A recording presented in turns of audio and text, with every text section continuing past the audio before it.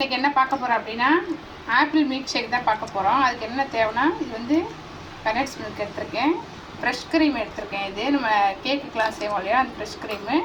இது வந்து பால் காய்ச்சி ஆற வச்சு ஃப்ரிட்ஜில் வச்சு வச்சுருக்கேன். ஒரு ஆப்பிள். வாங்க எப்படி செய்யலான்னு பார்க்கலாம்.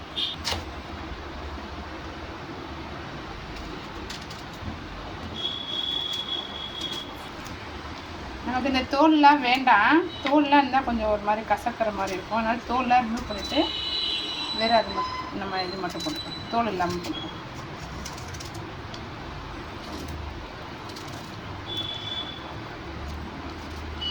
இப்போ நான் வந்து இந்த ஜூஸரில் தான் அரைக்க போகிறேன், ஜாரில் இல்லை. மிக்ஸி ஜூஸ் இருக்குல்ல, அந்த ஜாரில் தான் அரைக்க போகிறோம். நம்ம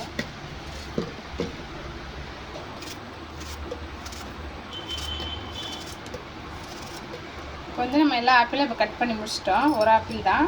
நெக்ஸ்ட்டு பார்த்திங்கன்னா நம்ம காய்ச்சி ஆற வச்ச பால். நெக்ஸ்ட்டு பார்த்திங்கன்னா நம்ம ஃப்ரெஷ் க்ரீம் இருக்கு இல்லையா, அது ஒரு 2 ஸ்பூன் போட்டுக்கலாம். நான் வந்து சர்க்கரை ஆட் பண்ணலை, அதுக்கு பதிலாக வந்து மில்க் மேட் ஆட் பண்ணுறேன். நீங்கள் சர்க்கரை ஆட் பண்ணால் கூட நீங்கள் ஆட் பண்ணிக்கோங்க. மில்க் மேட் ஆட் பண்ணால் கொஞ்சம் கெட்டியாக இருக்கும், அதுக்காக. இப்போ ஜூஸ்லாம் நம்ம சர்க்கரை போட்டுக்கலாம். இது வந்து நம்ம மில்க் ஷேக்னால கொஞ்சம் கெட்டியாக இருந்தால் நல்லாயிருக்கும். அவ்வளோதான், அரைக்க போகிறோம். அடுத்து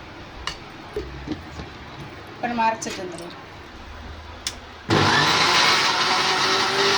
இப்போ நம்ம வந்து அரைச்சாச்சு, அவ்வளோதான். நம்மளோட ஆப்பிள் மில்க் ஷேக்கு ரெடி ஆயிடுச்சு. வேணால் வடிகட்டிக்கலாம், இது வடிகட்ட தேவையில்லை. இது ஒரு டைம் வந்து செஞ்சு பாருங்கள், எவ்வளோ சூப்பராக இருக்குன்னு. பிடிச்சிருந்துச்சின்னா லைக் பண்ணுங்கள், ஷேர் பண்ணுங்கள், கமெண்ட் பண்ணுங்கள், சப்ஸ்கிரைப் பண்ணுங்கள். ஹரிஷ், எப்படி இருக்குது மில்க் ஷேக்கு? சூப்பராக டேஸ்ட்டாக இருக்குமா?